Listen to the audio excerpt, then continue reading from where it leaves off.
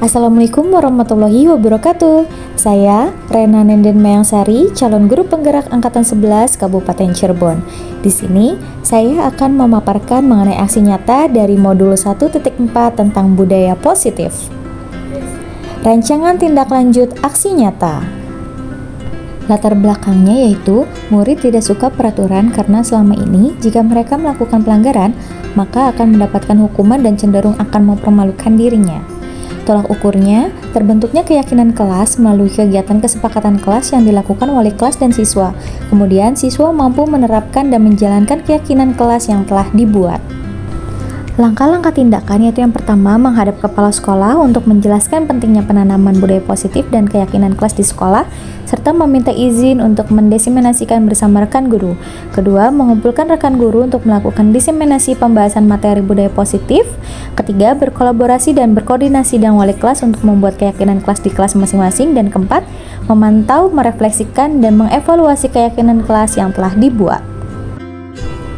Kemudian dukungan yang dibutuhkan yaitu pertama, dukungan dari kepala sekolah, rekan guru, serta murid agar tindakan yang telah disusun dapat dilakukan secara lancar dan menyeluruh. Kedua, sarana dan prasarana untuk menumbuhkan budaya positif di sekolah. Dan yang ketiga, orang tua dalam melakukan budaya positif di rumah. Berikut ini merupakan kegiatan diseminasi di sekolah mengenai pemahaman dan pengalaman budaya positif.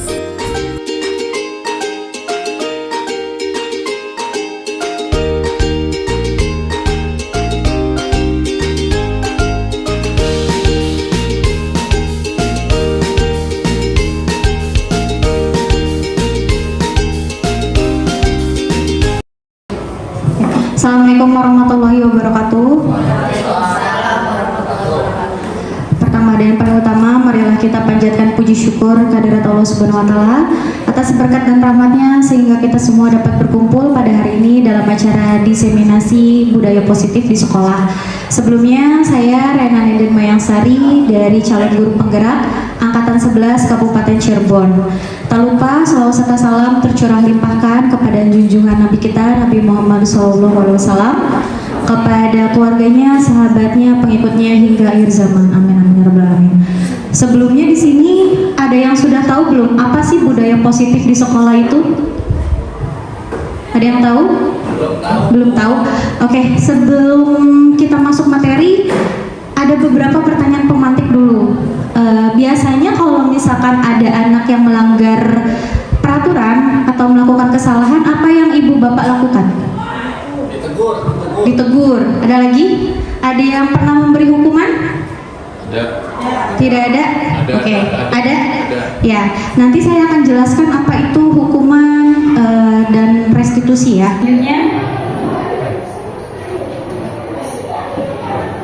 Ya, di sini konsep utama modul budaya positif yaitu yang pertama ada perubahan paradigma belajar. Jadi di sini mengharapkan guru-guru itu mempunyai paradigma belajar yang jauh lebih baik dari sebelumnya ya, dan berpusat kepada siswa. Kemudian yang kedua disiplin positif. Ketiga, kebutuhan dasar manusia, motivasi perilaku manusia, posisi kontrol restitusi dan keyakinan kelas, serta segitiga restitusi. Nanti saya akan menjelaskan satu-satu ya. Selanjutnya, untuk yang pertama itu pembelajaran dengan paradigma baru, yaitu pembelajaran dengan paradigma baru dirancang berdasarkan prinsip pembelajaran yang terdiferensiasi sehingga setiap siswa belajar sesuai dengan kebutuhan dari tahap perkembangannya untuk mewujudkan profil pelajar Pancasila. Profil pelajar Pancasila itu ada apa aja ibu bapak? Ada 6 apa aja? Ya, yang kedua mandiri, gotong royong, kreatif, bernalar kritis ya. Nah di sini itu paradigma baru itu ada kata terdiferensiasi. Ada yang tahu berdiferensiasi untuk anak di dalam kelas itu seperti apa? Berbeda-beda dari gaya belajarnya ya. Jadi anak tuh ada yang lebih condong ke visual, ada yang lebih condong ke audio itu visual, kemudian ada kinestetik ya. Dilihat dari gaya belajar anak. Jadi kita harus menyesuaikan tentang gaya belajar siswa itu sendiri. Kemudian tentang ya disiplin positif di sini dalam budaya kita, makna kata disiplin dimaknai menjadi sesuatu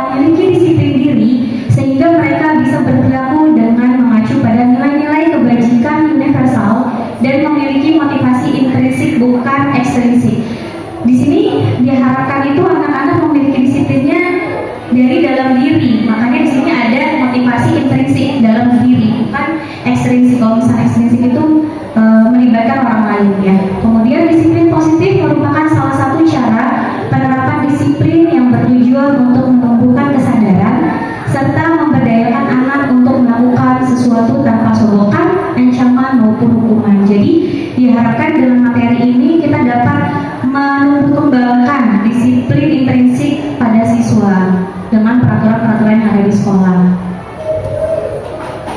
Ya. Kebutuhan dasar manusia yaitu ada 5: bertahan hidup, kasih sayang dan rasa diterima, penguasaan, kebebasan dan kesenangan. Ini yang kebutuhan dasar manusia, nggak hanya murid, kita juga sebagai pendidik sama ya, kebutuhan manusianya seperti ini gitu. Bagaimana kita cara bertahan hidup, kemudian kasih sayang dan rasa diterima. Dengan kita merasakan kasih sayang, itu pasti akan berpengaruh secara positif dalam diri kita ya, Bapak Ibu. Begitu pun dengan murid. Ya, motivasi perilaku manusia. Motivasi merupakan dorongan yang timbul pada diri seseorang secara sadar atau tidak untuk melakukan suatu tindakan dengan tujuan tertentu.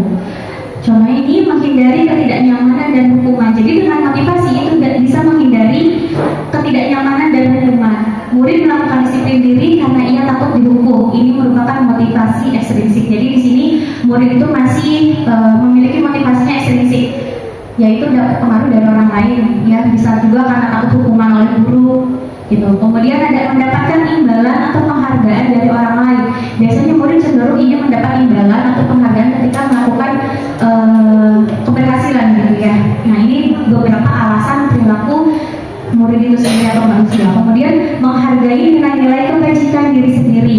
Murid melakukan disiplin diri karena sadar akan nilai kebajikan dirinya. Ini merupakan motivasi intrinsik. Jadi dalam tahap menghargai nilai-nilai kebajikan diri sendiri, anak sudah tahu nih rasa disiplinnya baik untuk diri sendiri tanpa ada campur tangan orang lain.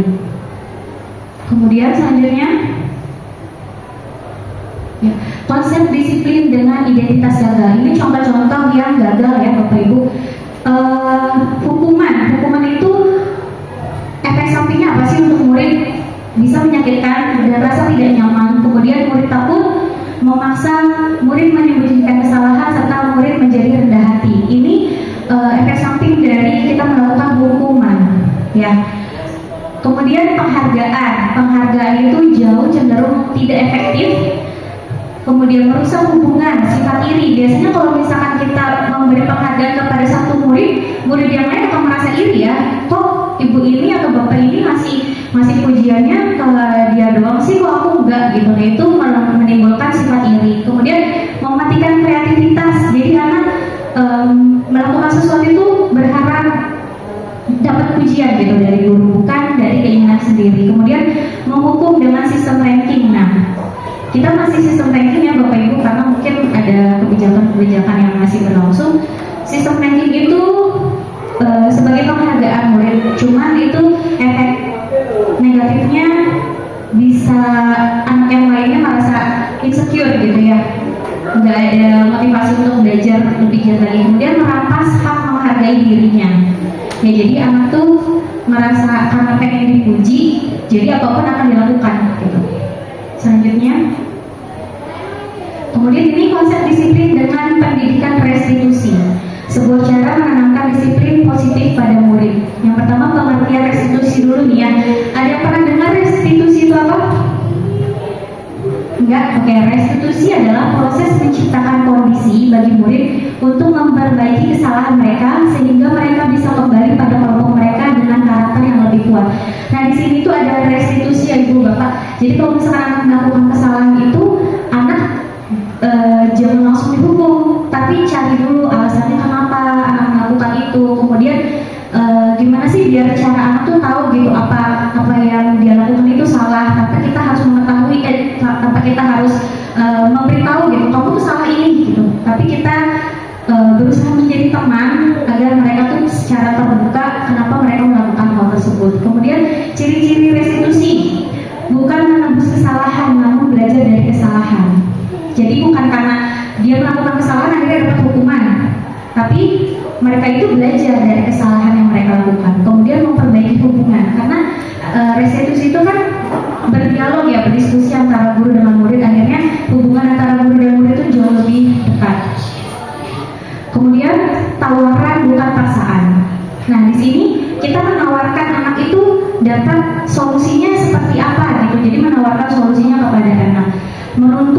melihat ke dalam diri. Jadi kita menuntun anak bagaimana sih ke depannya gitu agar kesalahannya tidak terulang lagi. Nah, terus selanjutnya mencari kebutuhan dasar yang mendasari tindakan, fokus pada karakter bukan tindakan. Jadi di sini balik lagi fokusnya kepada karakter anak sendiri, bukan tindakan cara menghukumnya. Kemudian menguatkan dan fokus pada solusinya. Jadi kalau misalnya restitusi itu kita mencari solusi bareng-bareng dengan murid. Selanjutnya perbedaan nih, contoh kasusnya siswa sering tidak mengerjakan PR. Murid-murid di kelas ibu banyak yang tidak mengerjakan PR. Nah, di sini contoh dari hukuman, konsekuensi, dan restitusi ya. Untuk hukumannya, guru menghukum siswa tersebut hormat bendera selama 10 menit.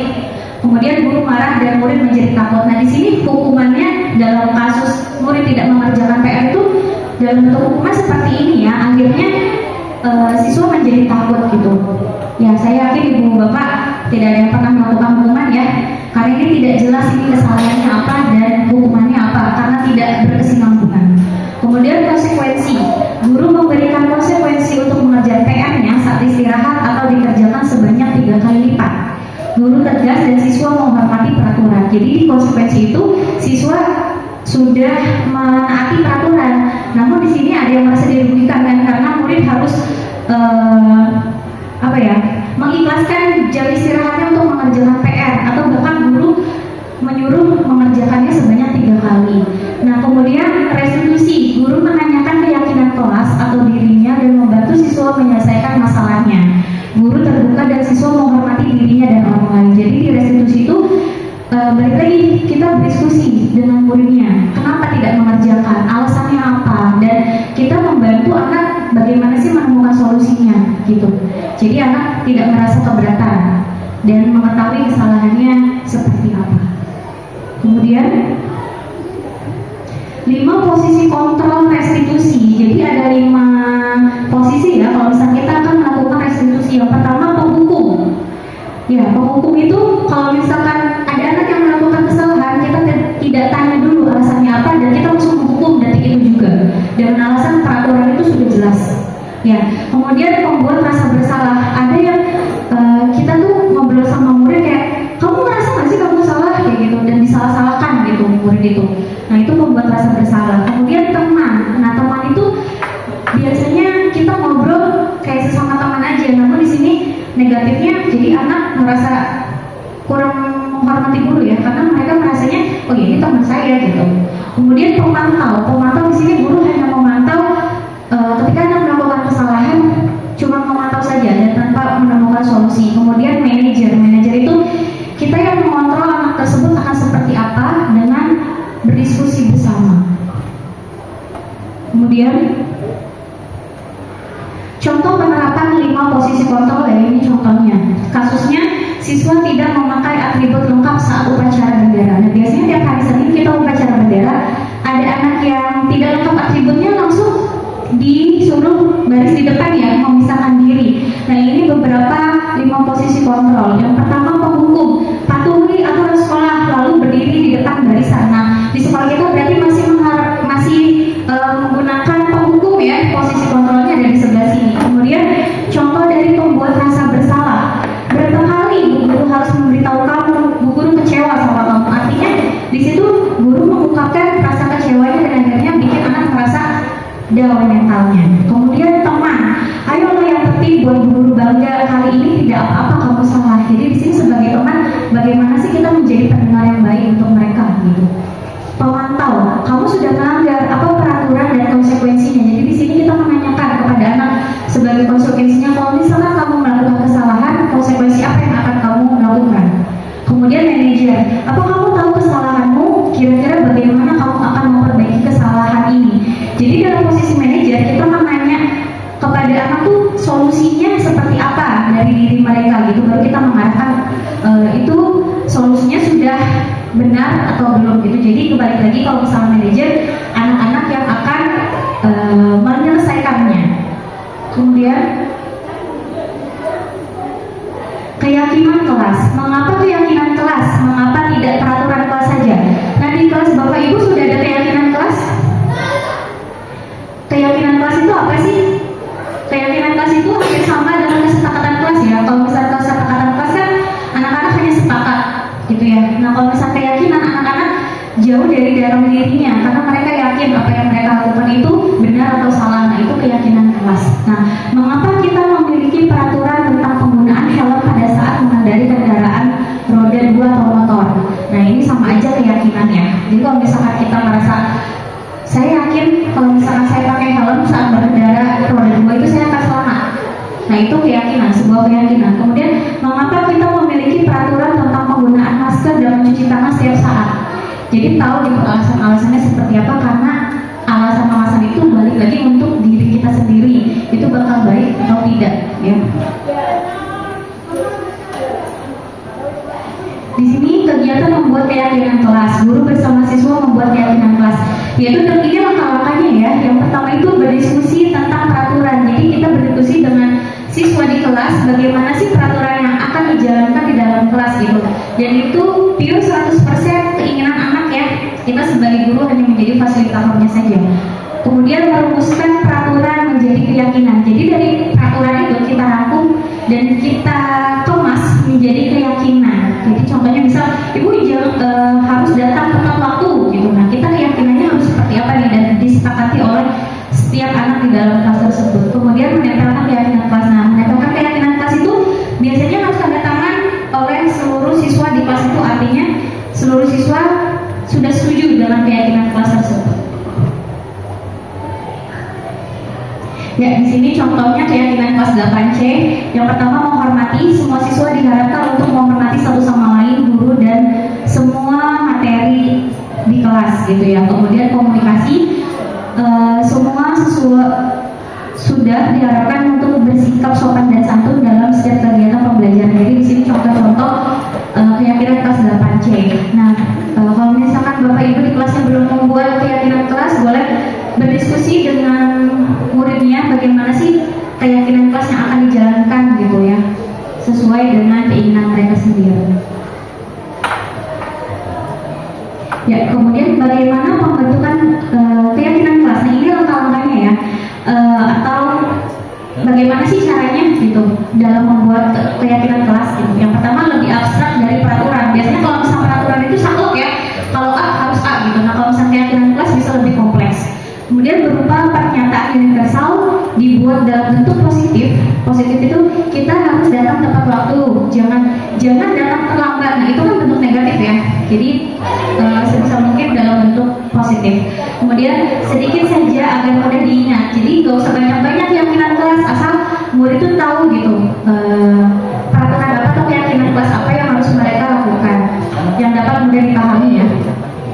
Kemudian sesuai dengan kondisi kelas agar mulai diterapkan. Karena kan keyakinan kelas itu antara kelas 1 dan kelas yang lain pasti berbeda ya, karena kondisi anaknya juga kan berbeda-beda gitu. Jadi disesuaikan dengan kelasnya masing-masing. Kemudian semua warga kelas dilibatkan saat membuat. Jadi semua siswa harus ikut terlibat. Ya, di sini segitiga restitusi nih. Segitiga restitusi itu yang pertama adalah validasi kebutuhan, menanyakan keyakinan dan menstabilkan identitas. Jadi di sini tuh ada segitiga restitusi yang kalau misalnya kita akan menerapkan restitusi itu sendiri. Nah, menstabilkan identitas itu kita semua akan melakukan hal terbaik yang bisa kita lakukan. Jadi kita tanya dulu anak itu sebenarnya kenapa sih gitu melakukan kesalahan itu, dan alasan-alasannya seperti apa, latar belakangnya seperti apa. Jadi kita jauh lebih mengenal karakter anak itu seperti apa. Kemudian validasi tindakan yang salah. Jadi semua perilaku memiliki alasan. Jadi kalau misalnya restitusi itu kita harus membangkitkan mental anak. Misal anak melakukan pelanggaran kesiangan gitu ya, atau datang terlambat. Jadi kita bisa mengatakan nggak apa-apa kok kamu nggak begitu fatal kesalahannya, karena ibu juga dulu pernah telat. Jadi anak kan merasa, oh iya berarti saya wajar dong lah melakukan kesalahan gitu. Jadi bukan kesalahan saya tuh nggak yang harus mengorbankan diri saya menjadi jauh lebih jelek gitu. Nah, terus menanyakan keyakinan, kita semua memiliki motivasi internal. Di sini dalam menanyakan keyakinan kita harus memberi motivasi anak, bagaimana sih anak solusinya agar tidak terjadi kesalahan-kesalahan yang sama lagi. Ya, di sini contoh penerapan segitiga restitusi. Ini syutingnya tadi pagi ya Bapak Ibu, karena ada anak yang terlambat kebetulan dari kelas 7-nya itu wali kelasnya saya, dari kelas 8-nya wali kelasnya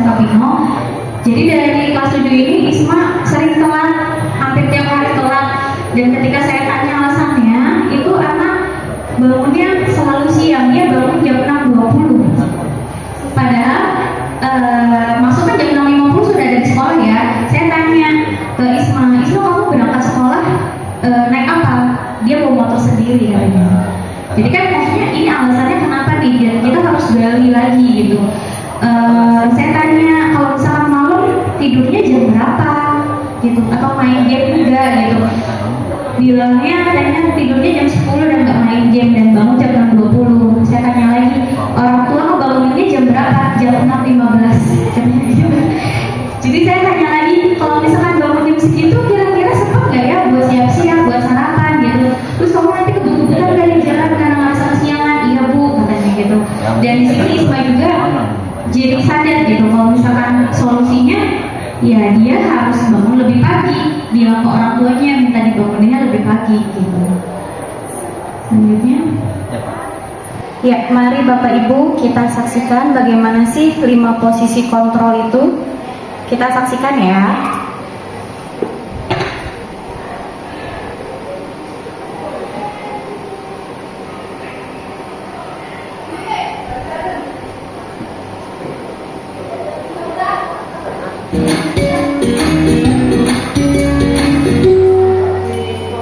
Salam bahagia Ibu dan Bapak Guru hebat. Dalam penerapan disiplin positif restitusi, salah satu program yang dikembangkan adalah 5 posisi kontrol. 5 posisi kontrol dalam restitusi adalah proses perjalanan seorang pendidik agar dapat mengenali dirinya. Pada video kali ini, kita akan membahas tentang 5 posisi kontrol yang dikembangkan oleh Diane Dawson dan contoh penerapannya.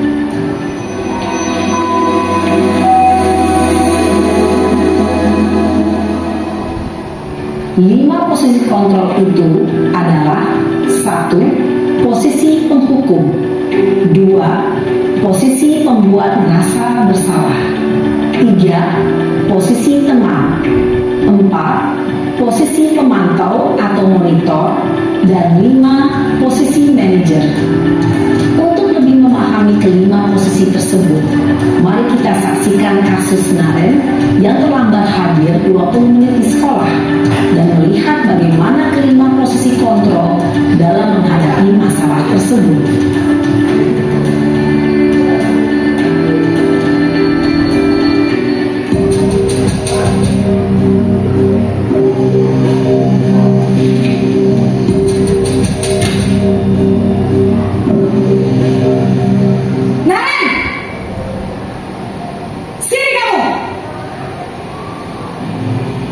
Selamat pagi Bu.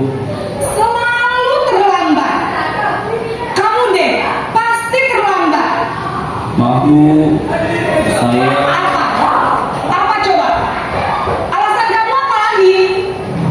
Kapan sih kamu tidak terlambat? Malas sekali ya kamu jadi anak.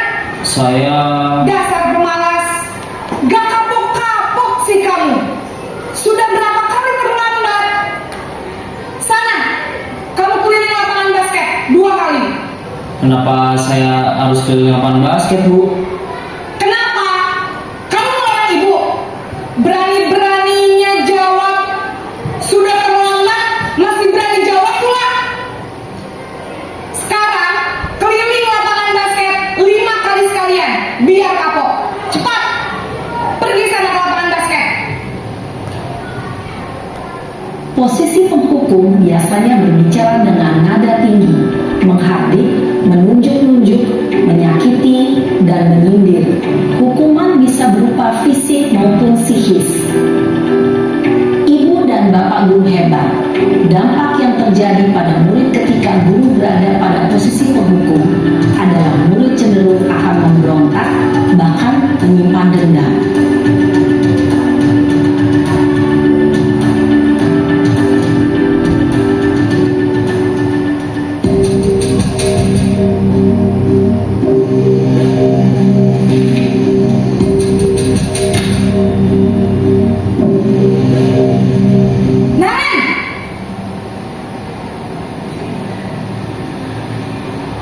Selamat pagi Bu. Naren, kamu kenapa terlambat lagi, nak? Ya Tuhan, Naren,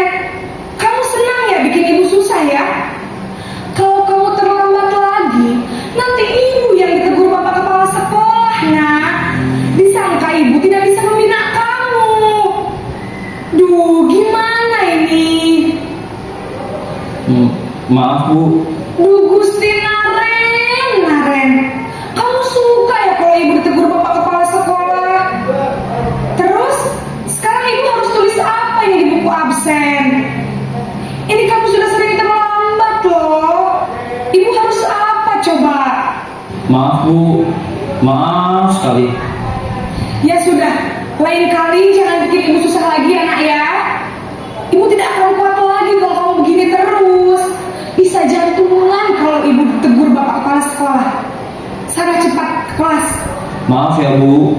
Maaf sekali. Posisi pembuat rasa bersalah berbicara dengan nada tenang, cenderung lembut. Namun kata-kata yang diutarakan membuat murid merasa menjadi orang yang gagal, memandang buruk dirinya sendiri, merasa tidak berharga, dan tidak sanggup membahagiakan orang lain. Ketika guru mengambil posisi pembuat rasa bersalah, murid akan menganggap dirinya yang bersalah dan ia akan menyimpan emosi negatif tersebut di dalam dirinya.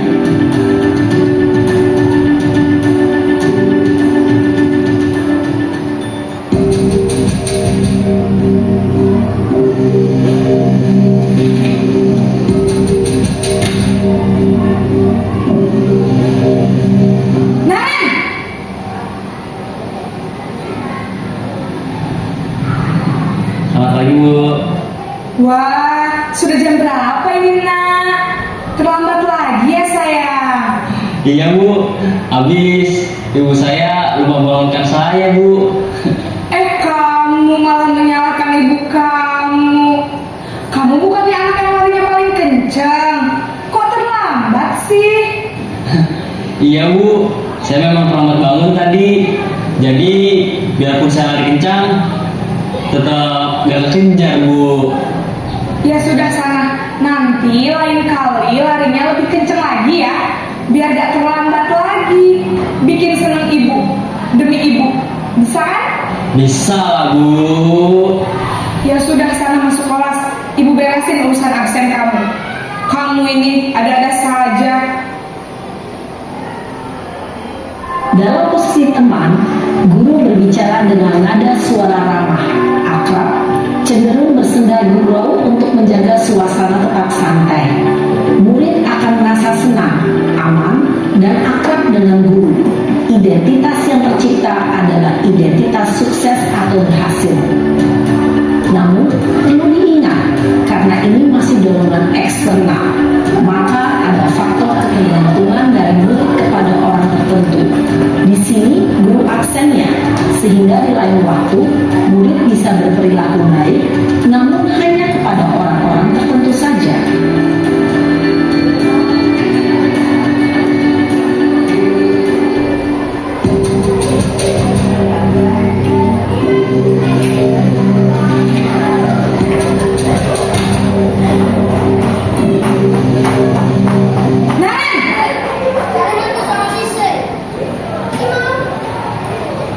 Selamat pagi Bu.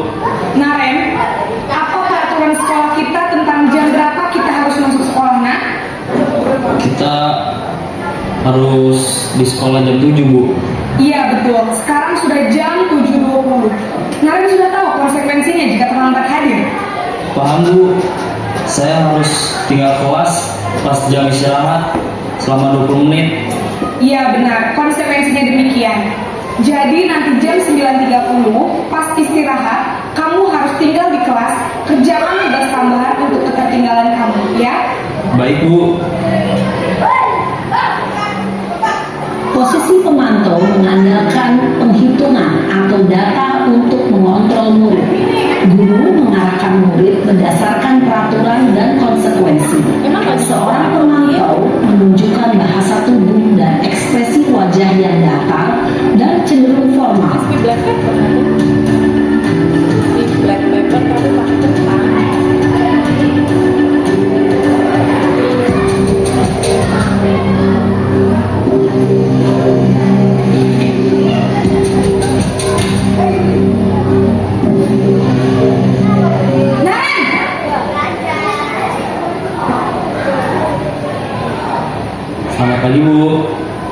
Selamat pagi Naren. Maaf Bu, saya terlambat. Iya, sekolah masuknya jam 7, sekarang sudah jam 7.20. Jadi sekarang bagaimana nih Naren? Maaf Bu, saya lupa setel alarm saya semalam. Baiklah, menurut kamu, keyakinan sekolah yang mana yang perlu kamu tingkatkan? Menghargai diri sendiri dan orang lain mungkin ya Bu. Setuju. Jadi, apakah Naren meyakini prinsip saling menghormati tersebut? Iya Bu, saya meyakininya. Apakah Naren bersedia memperbaiki masalah keterlambatan ini? Bersedia Bu. Bagaimana kamu akan perbaiki masalah keterlambatan ini? Saya akan coba untuk tidak lupa menyetel alarm saya Bu. Baik, kalau Naren lupa menyetel alarm di rumah, ada orang yang kira-kira bisa bantu mengingatkan tidak? Ada Bu, kakak saya, Kak Emma. Ada lagi selain Kak Emma? Selain Kak Emma, ada ibu saya. Baik, jadi yang mengingatkan Naren adalah Kak Emma dan ibu kamu ya? Kira-kira akan mulai setel alarm kapan nih Naren? Setelah pulang sekolah, akan segera saya lakukan. Baik, jadi Naren akan setel alarm untuk bangun besok pagi dan akan diingatkan oleh kakak dan ibunda Naren ya. Ada lagi yang mungkin perlu dilakukan Naren agar tidak terlambat bangun lagi? Tidak ada Bu. Baik Naren, terima kasih untuk kerjasama kamu. Sekarang kamu perlu kembali ke kelas untuk belajar. Baik Bu, terima kasih. Posisi manajer adalah posisi kontrol yang disarankan untuk membimbing murid memiliki sikap disiplin yang positif, yaitu murid yang mandiri, bertanggung jawab, dan dapat memecahkan masalah. Tujuan dari posisi ini adalah agar murid dapat berefleksi atas tindakannya. Guru akan dengan tulus memberikan pertanyaan-pertanyaan bermakna, sehingga membuat murid dapat belajar dari kesalahannya dan mencari sebuah solusi untuk menyelesaikannya. Ya, Bapak Ibu tadi sudah menyaksikan ya bagaimana 5 posisi kontrol dengan kasusnya Naren. Saya mengharap Bapak Ibu setelah menonton tayangan ini kita dapat menjadi posisi manajer untuk anak didik kita. Ya, terima kasih. Mungkin penjelasannya sedikit buru-buru ya. Nggak apa-apa. Nggak apa-apa. Saya berharapnya apa yang saya sampaikan itu bisa diterima dengan baik. Barangkali di sini ada yang ingin bertanya, silahkan mengenai budaya positif yang akan diterapkan di sekolah. Ada yang mau bertanya atau berbagi pengalaman deh? Ada nggak sih yang tanpa kita sadar kita tuh sudah melakukan konsep restitusi dalam kelas atau dalam sekolah? Ada nggak? Ya, Pak Nirwan, silakan. Ya. Terima kasih atas waktunya. Baik, sesuai dengan kebiasaan sekolah ya, bahwa sekolah itu setiap pagi melaksanakan kegiatan kebersihan gitu. Dan itu sudah menjadi tugas daripada siswa yang dituangkan dalam jadwal piket ya. Nah, bisa nggak penerapan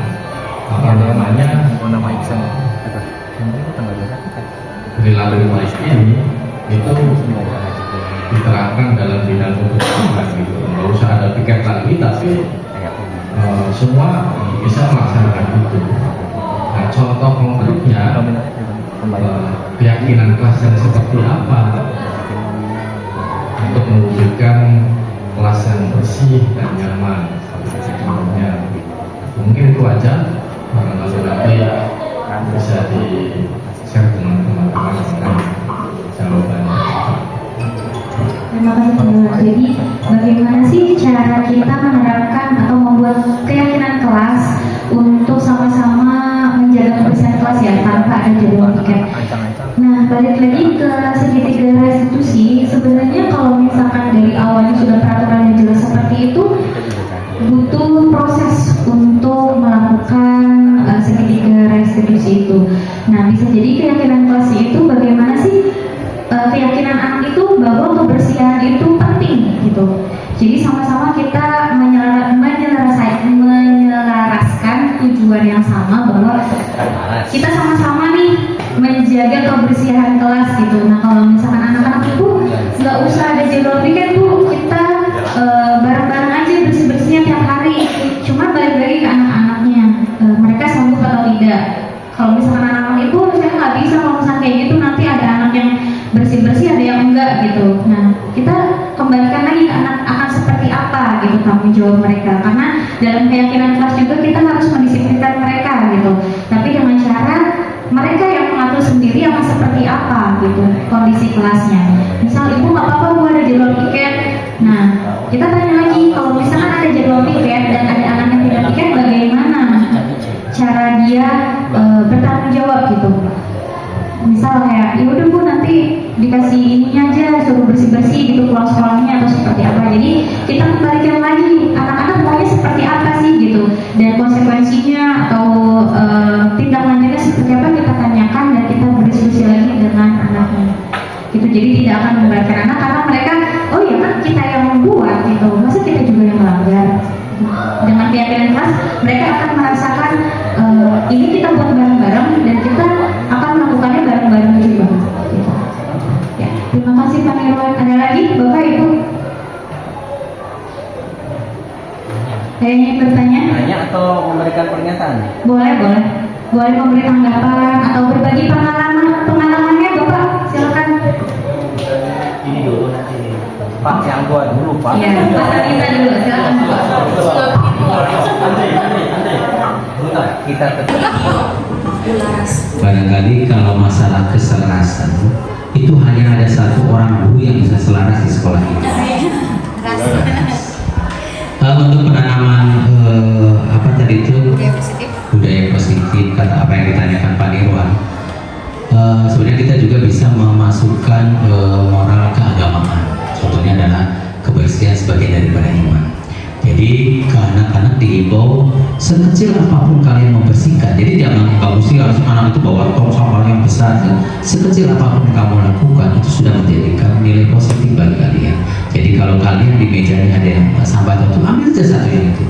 Kalau semua punya kesadaran dari sana, minimal itu sudah bisa terlaksana. Gitu. Walaupun mungkin barangkali tidak maksimal karena tidak ada penugasan yang khusus secara piket. Itu saja dari Bapak sih. Terima kasih. Silakan Pak Pino. Ya, jadi kata Pak Sanita itu harus didasari dengan keagamaan dulu ya, agar anak-anak tuh paham gitu apa arti pentingnya dari kebersihan. Silakan Pak Pino. Dari yang saya cermati tadi di awal ya, itu kan tadi saya melihat ada mengenai konsep disiplin ya Bu ya. Nah, menurut yang pernah saya alami itu yang mau saya tanyakan, apakah konsep disiplin tadi itu penerapannya bisa sama menurut letak geografis tempat sekolahnya? Karena dari yang saya alami juga itu letak disiplin yang dijelaskan tadi itu kadang berbeda penerapannya Bu, antara sekolah yang letak geografisnya di kota-kota besar dengan yang di daerah pesisir yang lebih keras biasanya, nah seperti itu. Jadi apakah bisa sama atau memiliki metode yang berbeda seperti itu? Perbandingan kalau kota besar itu lawannya kota kecil. Ya oke, pertanyaannya jadi Pesisir itu lawannya pegunungan. iya katanya. Jadi tadi penerapan sikap disiplin itu apakah sama dari sekolah A atau sekolah B?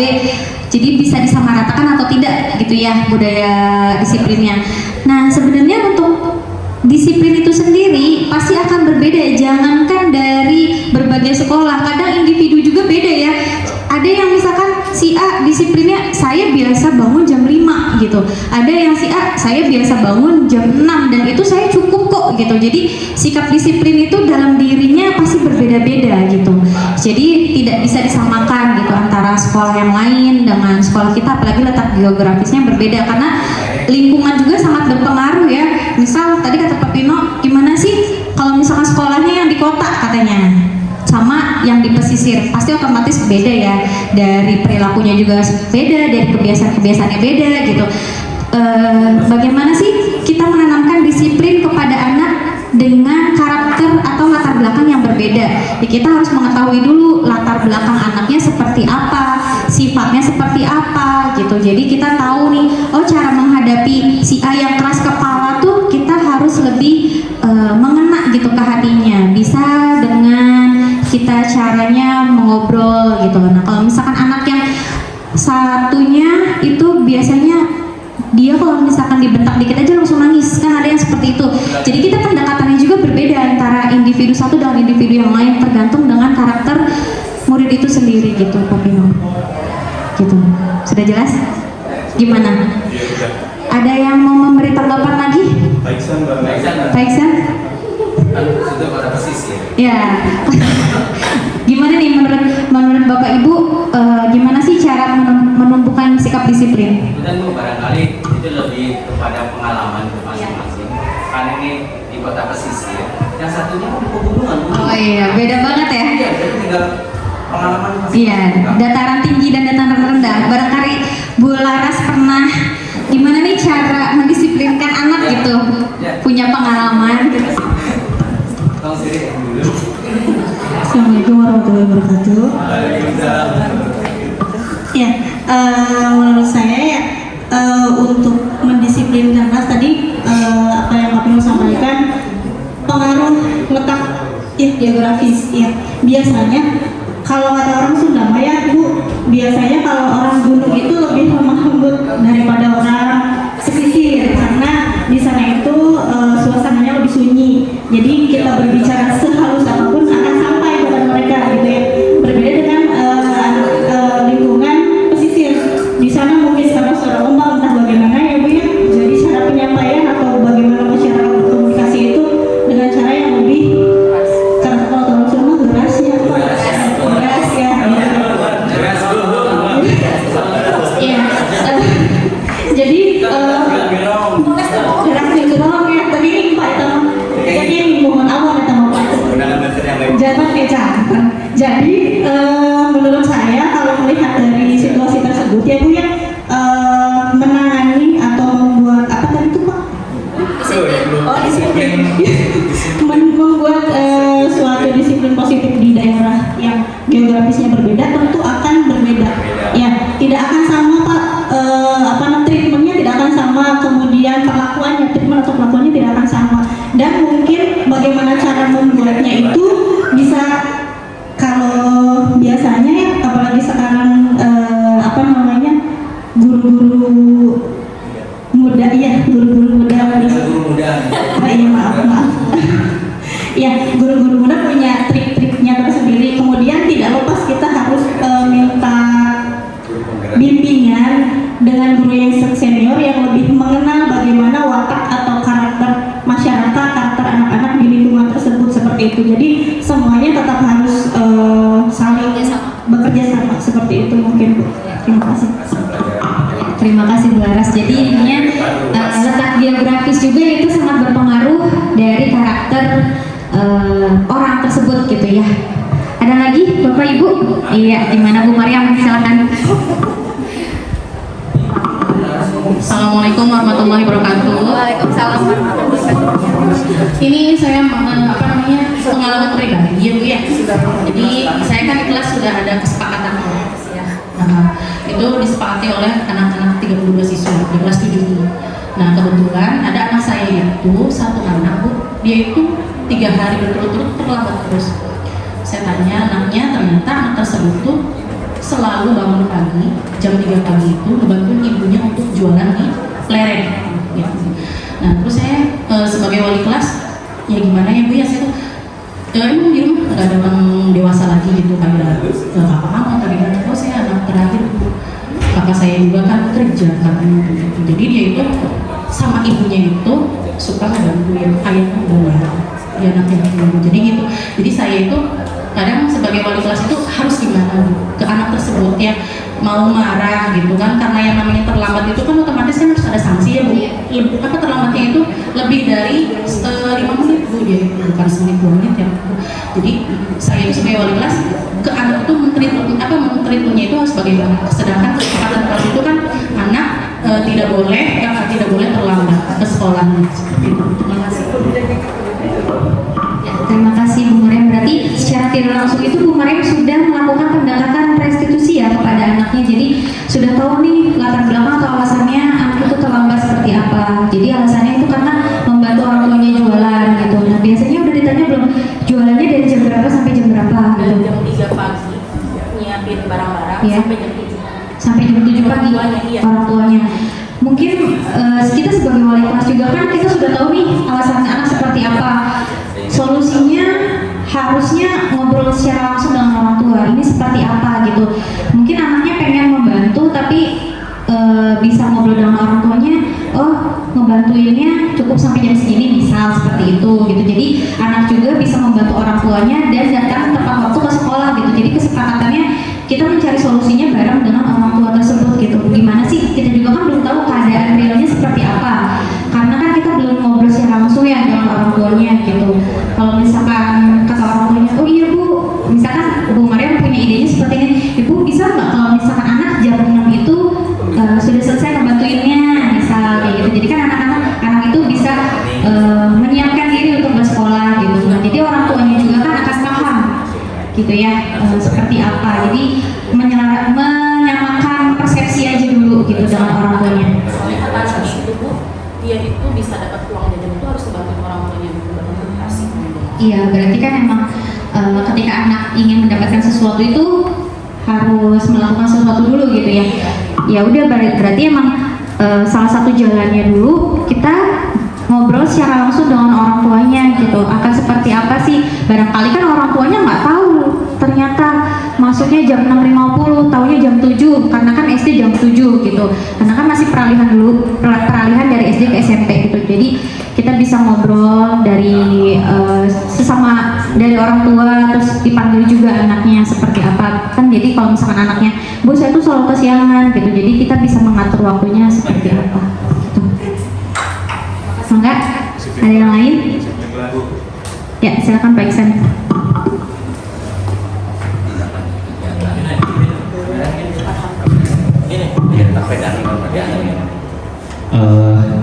Hanya menambahkan saja ya Bu Rena, mengenai kegiatan ini menurut saya sangat positif ya untuk terutama bagi pengajar, guru-guru juga. Tindak lanjut dari acara ini kita juga bisa diadakan sebagai kelompok belajar dengan guru-guru yang lain semuanya. Nah akhirnya nanti setelah acara atau kegiatan ini selesai, kita semua itu mendapatkan sertifikat untuk nanti dengan adanya kegiatan ini. Karena apa?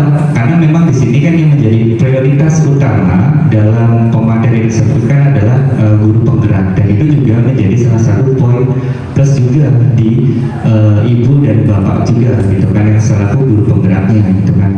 Nah jadi dampak ke kitanya juga dengan adanya kegiatan seperti ini, kita tahu bagaimana pada saat berada di dalam kelas menangani siswa, memperlakukan siswa gitu kan, supaya apa?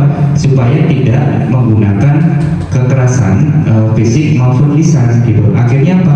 Akhirnya kita menggunakan pendekatan yang persuasif, mengajak mereka kenapa melakukan kegiatan seperti itu, kenapa kamu melakukan kesalahan seperti itu. Nah jadi nanti itu juga dapat membuat saya pribadi bisa lebih mengenal lagi karakter siswa itu kan.